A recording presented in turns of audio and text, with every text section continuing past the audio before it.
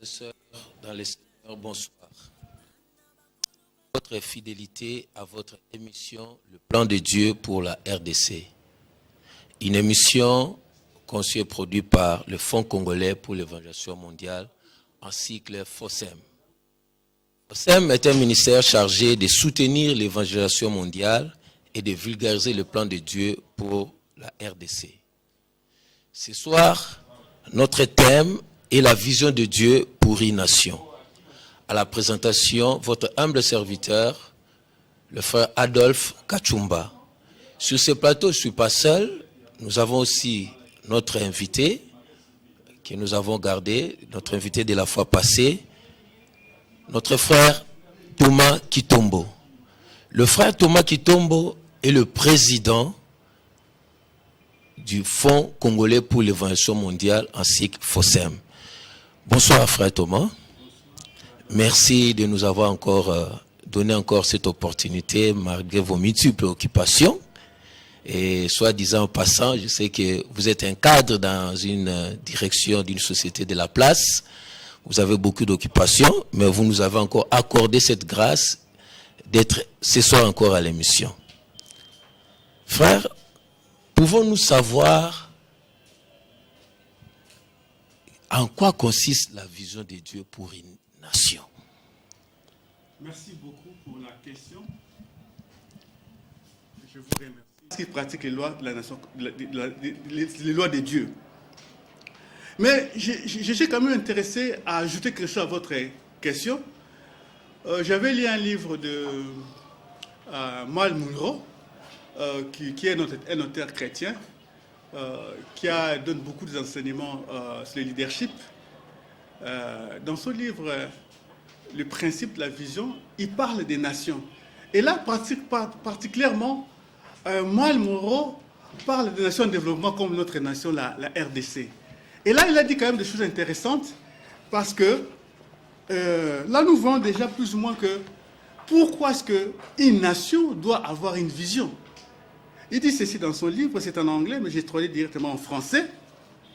Il dit ceci: les richesses et les ressources naturelles dans les pays en développement, ou les pays du tiers-monde, sont énormes, mais ils sont mal gérés. C'est comme ça qu'on trouve la pauvreté dans beaucoup de ces pays-là. Il y a des abus, il y a une mauvaise utilisation des richesses qui rendent des millions de personnes sans espoir, désillusionnées.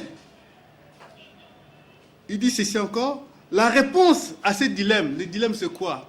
Ces pays-là ont des richesses, souvent potentiel énorme, mais on trouve une population pauvre, désillusionnée, sans espoir. Il dit ceci: la réponse à ces dilemmes, ce n'est pas du tout beaucoup plus d'aide étrangère. La réponse, ce n'est pas du tout ce que les Nations Unies peuvent donner à ces pays-là en développement. La réponse, ce n'est pas du tout l'annulation des dettes du Fonds monétaire international.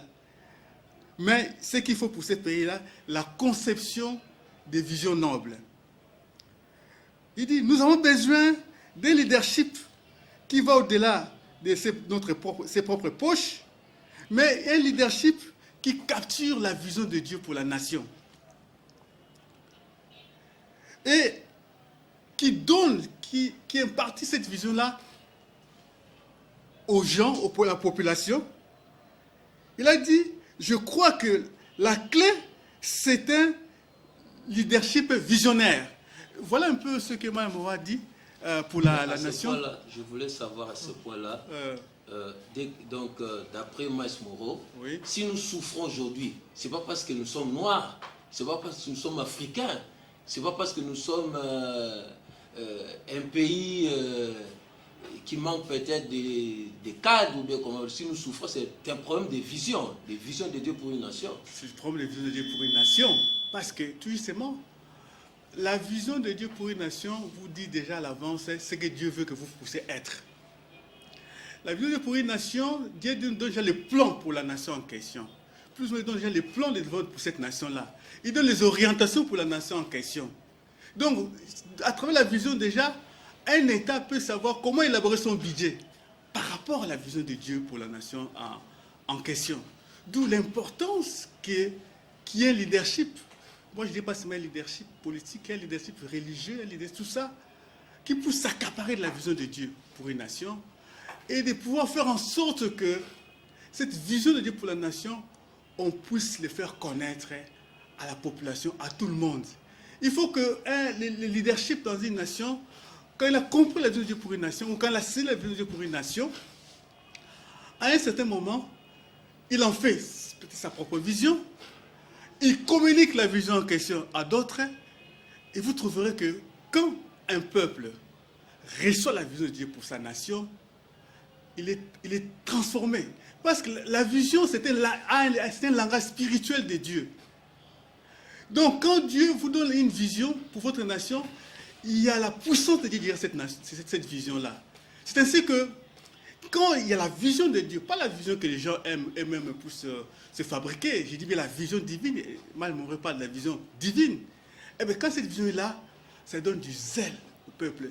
Parfois, vous trouverez des peuples là, découragés, tout ça. Mais quand la vision de Dieu, j'ai bien dit, de Dieu est communiquée pour une nation, on trouve un changement.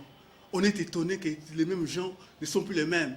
Et je vous dis, frère Adolphe, c'est que même un individu, quand il reçoit une vision de Dieu, il est transformé. Il n'est plus le même. Parce qu'il a reçu quelque chose.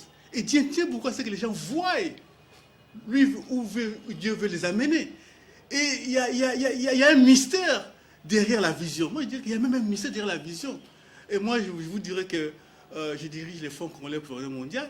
Ce n'est pas un fonds qui a commencé directement parce que je... Ok. Merci beaucoup pour la question. Je vais préciser cela. D'abord,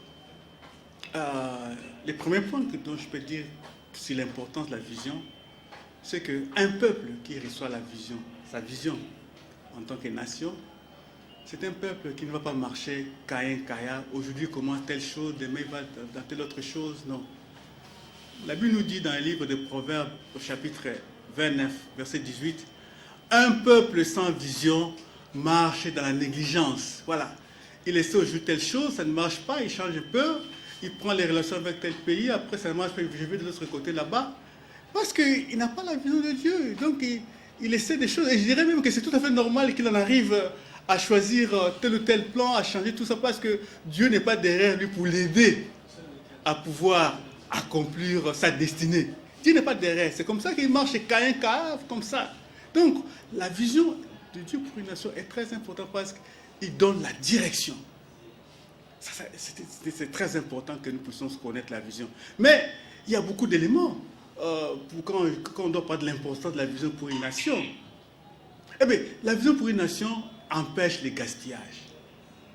Vous savez, si vous n'avez pas la vision de Dieu pour votre nation, vous pouvez hypothéquer certaines choses dans l'espoir, en se disant que non, ça va nous aider à nous développer.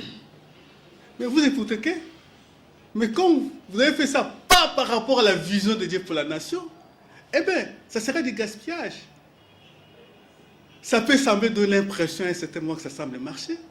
Mais comme Dieu n'est pas derrière là, ça ne marchera pas. C'est comme, je donnerai un exemple, nous connaissons, je peux dire c'était une vision pour lui, Absalom, le fils de David. En fait, il avait l'ambition de briguer le poste en devenant roi en Israël. C'était même pas une vision, c'était une vision personnelle, je dirais que c'était l'ambition. Mais apparemment, ça semblait marcher un petit moment là, de devenir roi. Mais comme ce n'était pas la vision de Dieu, eh bien, ça a disparu, c'est David a pris la royauté. Donc, c'est pour dire que c'est très important la vision pour une nation. Mais la vision de Dieu également, comme je disais tout à l'heure, c'est que ça donne du zèle à la population en question pour accomplir la vision en question. La vision de Dieu, quand vous l'avez, ça vous permet, en tant que nation, de savoir exactement quelles sont les relations économiques que je peux avoir avec mes voisins. Si vous n'avez pas tissé des relations avec n'importe qui, parce que vous avez la vision de Dieu, vous savez que non, la vision dit telle chose. Eh bien, comme la vision dit telle chose, je ne peux pas du tout prendre des relations avec tel pays ou tel autre pays. Parce que je connais la vision de Dieu pour ma nation. Je connais ce que Dieu veut pour ma nation. Voilà. Ça intervient même dans les relations qu'on peut avoir. La vision de Dieu vous aide à ne pas tricher, à ne pas copier. Vous savez, parfois on a tendance à copier telle nation, a fait ceci, cela. Nous aussi, en tant que nation, on doit essayer de suivre ce qu'il a dit là. Mais la vision, même pour un individu, elle est toujours spécifique. Elle est particulière toujours. Alors, si vous copiez, ben lui, il a réussi, vous n'allez pas réussir. Si pour un individu, Dieu vous dit que non, vous, je vais vous bénir en Angola. Je donne un exemple pour un individu. Mais vous dites que non, moi je vais rester à Kinshasa. Pas j'ai vu tel a été béni à Kinshasa, moi je vais rester à Kinshasa, Dieu va me bénir. Non. Dieu vous a dit qu'il va vous bénir plus en Angola en tant qu'individu, je parle. Hein, en tant qu'individu. Et tant que vous ne ferez pas la vision que Dieu a donnée pour votre vie, et que vous vous entêtez pour pouvoir rester par exemple à Kinshasa alors que votre bénédiction est ailleurs, ça a échoué. C'est pour dire que vous comprenez que même pour une nation, Dieu dit qu'il traite une nation comme un individu. Si vous ne faites pas cela, effectivement, ça va vous amener à cela. Mais il y a un autre point très important. J'en parle déjà concernant notre nation, la RDC. Un autre point très important qui concerne l'importance de la vision. La vision vous aide à savoir prier, à savoir quelle prière on doit faire pour la nation. Moi, je constate que dans notre pays à l'heure actuelle, il y a beaucoup de sciences, de ceci, de répentances à gauche et à droite. Parfois, on prend la parole de Dieu, Logos, puis on organise une séance par rapport à la parole de Dieu, Logos. On dit telle chose s'est passée dans la Bible, et tout ça pour telle nation. Et puis on dit que nous, on va faire cela. Mais on fait cela, c'est sans une orientation de Dieu. On fait cela sans s'appuyer sur la vision de Dieu pour la nation congolaise. Alors, la vision pour une nation vous donne les intentions de prière pour la nation. Vos prières seront orientées par rapport à la vision. Et si nous connaissons la vision de Dieu pour la nation congolaise, nous saurons exactement quelles sont les prières qu'on doit faire pour la nation congolaise. On ne va pas prendre comme ça, on regarde la Bible comme ça, dit, là on a fait comme ça dans la Bible, bon, nous devons faire ça pour notre nation, parce que là, pour Israël, il y a telle chose qui s'est passée, à telle époque, Israël a fait ceci, cela, nous on doit faire comme ça. Non, c'est pas comme ça avec l'œuvre de Dieu. Dieu vous donne la vision pour que vous puissiez vous comporter. Parce qu'on dit que dans la vision, il y a les plans de qui est là-dedans, dans la vision en question. Voilà un peu ce que je pouvais dire concernant l'importance de la vision pour une nation. Chers téléspectateurs, vous comprenez que vous peut-être que nous avez pris